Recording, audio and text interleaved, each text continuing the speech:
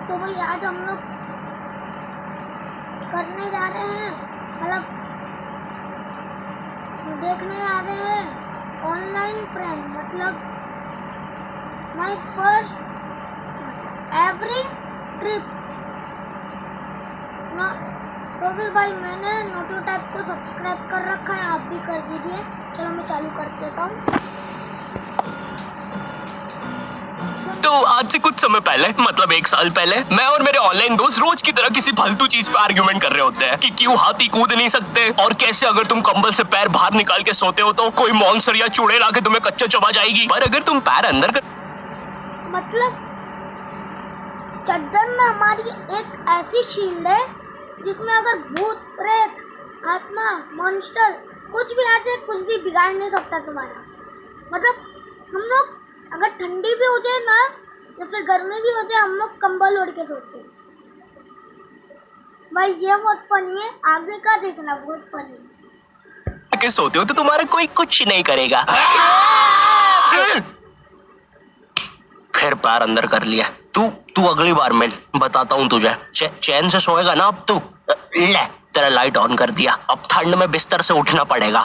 ले तेरा पंखा भी ऑन कर दिया अब तो ऐसी किसी बात पे आर्ग्यूमेंट चल रहा होता है, तो उसी बीच न जाने मेरे दिमाग में क्या आता है और मैं बोलता हूँ, तुम लोग अच्छे लोग हो, हमें मिलना चाहिए। ये सुन के भैया सन्नाटा मच गया। हाँ क्या बोला तूने? आयु तुझे पता है ना ऑनलाइन दोस्त कभी मिल नहीं सकते। इनफैक्ट एक सेकंड, ये मेरे जब भी मैं किसी से बात करता हूँ या फिर मेरे दोस्त लोग, वो सब क्या रोबोट है या फिर पूरी दुनिया रोबोट है? चलो ये सबको छोड़े, मैं बाद में आर्गुमेंट कर लूंगी। ऑनलाइन दोस्त जैसी तो कोई चीज ही नहीं होती, हम सब तो रोबोट है। आयु तू हमारा दोस्त हो ही नहीं सकता। हम जा रहे हैं। फिर उन लोगों ने एक दूसरे के गले में हाथ डाला और न जाने क्यों गुस्से में डोरेमोन का थीम सॉन्ग गाने लग गए, वो भी तमिल में।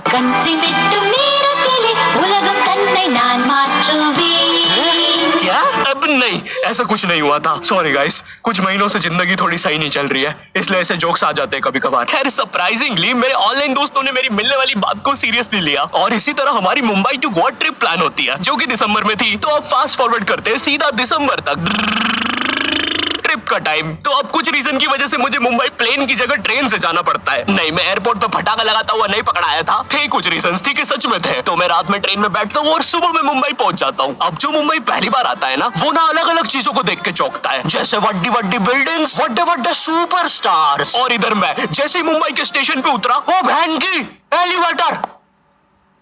मैं सच में जो पहली बार मुंबई आता है ना, वो क्या नाम, लिफ्ट, एलिवेटर, ये सबको देख के चौंकता है।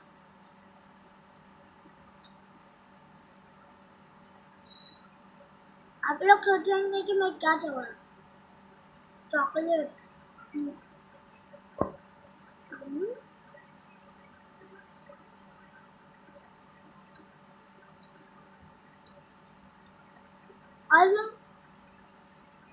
और जो विलेज में रहते हैं ना, जो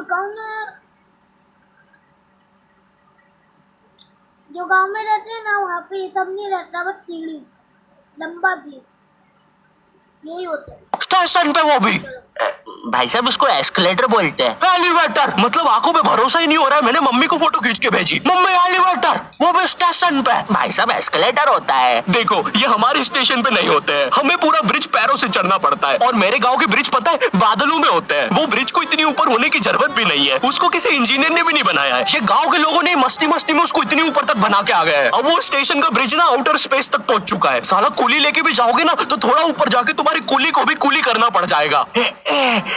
भाई साहब कुली करना पड़ेगा।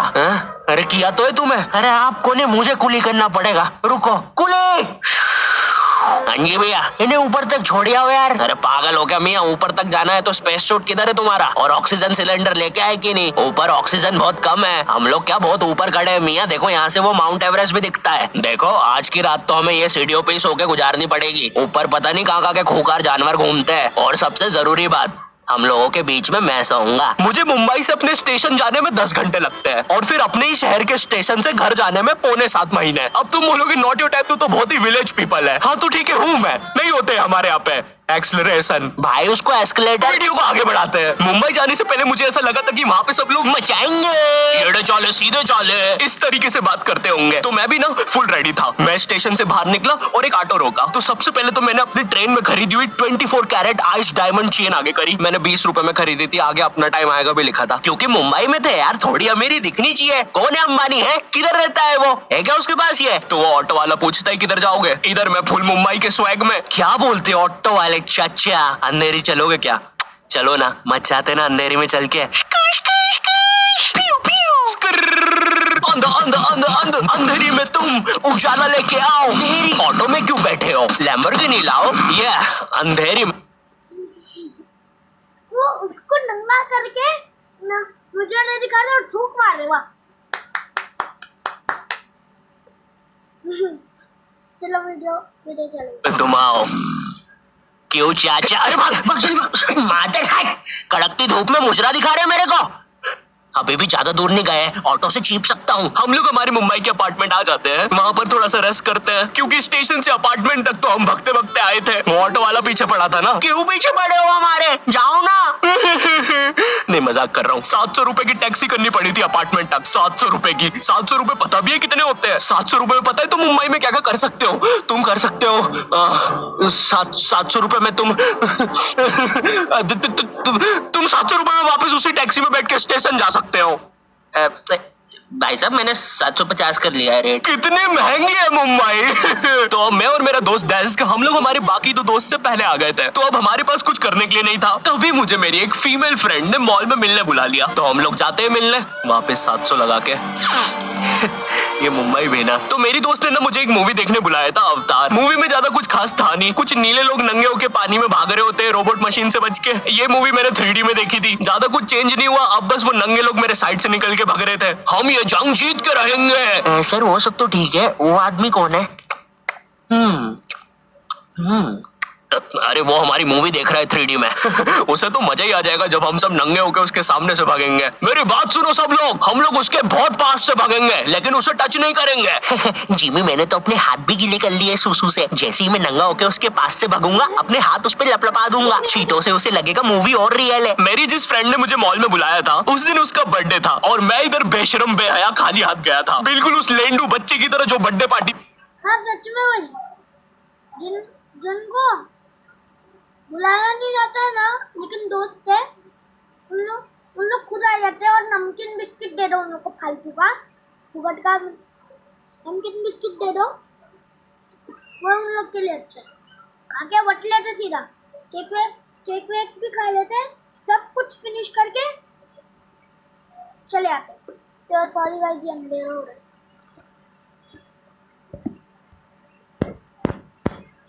में खाली हाथ आ जाता है। फ्री का नमकीन और केक दे दो बस उसे। तो ये बच्चा इधर में था। चीजें अभी इधर खत्म नहीं हुई है। उस बंदी ने फिर मुझे गिफ्ट दे दिया। चीजें अब सीरियस हो गई है। दुनिया का सबसे बड़ा क्राइम इधर, ठीक है इधर है, और फिर आता है किसी के बर्थडे पे उनसे ही गिफ्ट ले लेना इधर। पहले तो मुझे समझ में नहीं आया कि ये बंदी मुझे टॉन्ट मार रही है कि सच में गिफ्ट दे रही है। मुझे उस समय इतनी ज्यादा शर्म की अनुभूति और आभास हो रहा था, मेरा मन कर रहा था उठ के भाग जाऊं वहां से।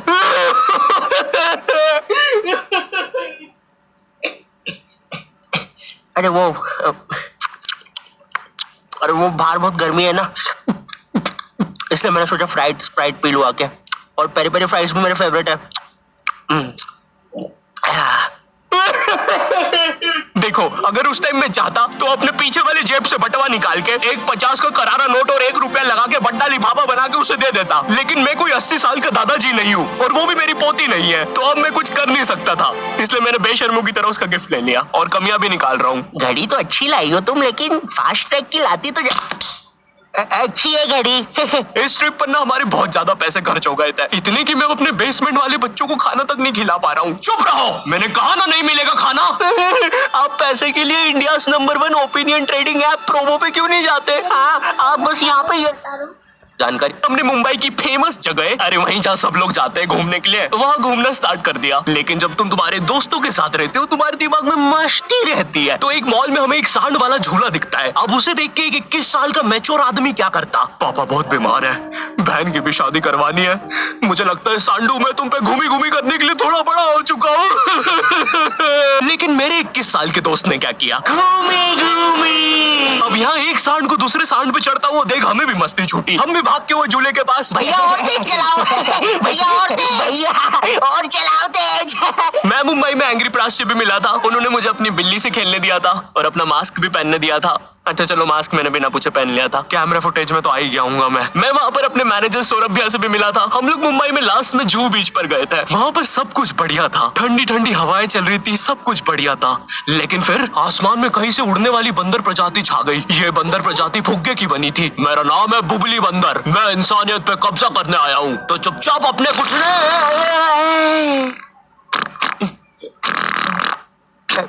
है दोस्त, क्या तुम प्लीज मेरी बुंड में।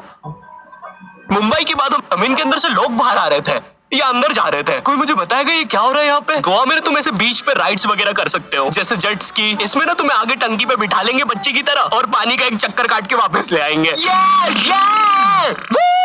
ये चलो ना।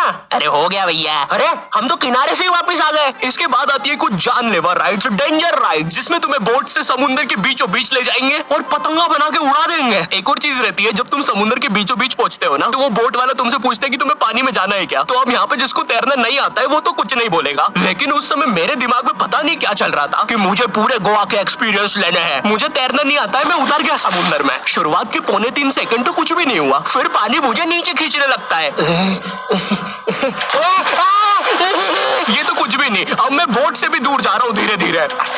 भैया भैया भैया भैया घंटा नहीं सुन रहा मेरी बात, मेरी इधर फटी पड़ी है, मैं कुछ भी चिल्ला रहा हूँ पानी में। भैया बीमारी है मुझे, ले लो ऊपर। भैया मैं माँ बनने वाला हूँ, ऊपर लो। उस समय कोई दूर से शार्क वार्क भी देख रहा होता ना तो उसे भी दया आ जाती। ओए बच्चे को क्यों परेशान कर रहे हो बे, चलो ऊपर लो, इसको खा लूंगा वरना इसे। चलो बेटा ऊपर चढ़ो तो। हाँ चलो चलो। जैसे तैसे वो बोट वाले ने मेरे को ऊपर लिया। अरे भैया क्या बच्चे ऐसे चिल्ला रहे थे, स्विमिंग सिखा रहे थे तुमको। अच्छा समुंदर में वो भी। तेरे को ड्राइविंग सिखाने का बोलता तो तू तो रॉकेट में बिठा देता मेरे को, पागल। सबने ना मेरा बहुत मजाक उड़ाया कि पानी में गया बच्चों जैसा रो रहा था। लेकिन वो कहते हैं ना सबका टाइम आता है। हम लोग ना उसके बाद एक बनाना राइड पे जाते हैं, जिसपे तुम्हें एक बनाना शेप चीज पे बिठाते हैं और उसे नाव से खींचते हैं और बीच समुद्र में ले जाके फेंक देते हैं। तुम्हें पहले नहीं बताएंगे कि तुम्हें फेंकने वाले हैं। उसने हम सबको लेके गया और फेंक दिया। अब सब मुझसे भी गंदे रो रहे हैं पानी में। भैया हम मर गए। पीछे लाइफ गार्ड आ रहा है। और भैया इतनी दूर जाओगे तो सच में मर जाओगे। मेरे पास क्लिप पड़ी इधर सबकी रोते हुए, मैं लगा दूंगा। मैं तो करना अरे कुछ नहीं होता, नहीं करना भाई, मरना क्या।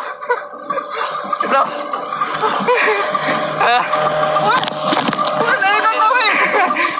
पर खैर कुछ भी बोलो, ये ट्रिप मेरे लिए one of the best trip थी अपने दोस्तों के साथ। आई होप तुम्हें आई होप तुम लोगों को ये वीडियो अच्छी लगी होगी। मैं पहली बार ये कैमरा से वीडियो बना रहा हूँ, तो तब तक के लिए टेक केयर, बढ़िया। Bye bye bye bye bye bye bye bye bye bye bye bye.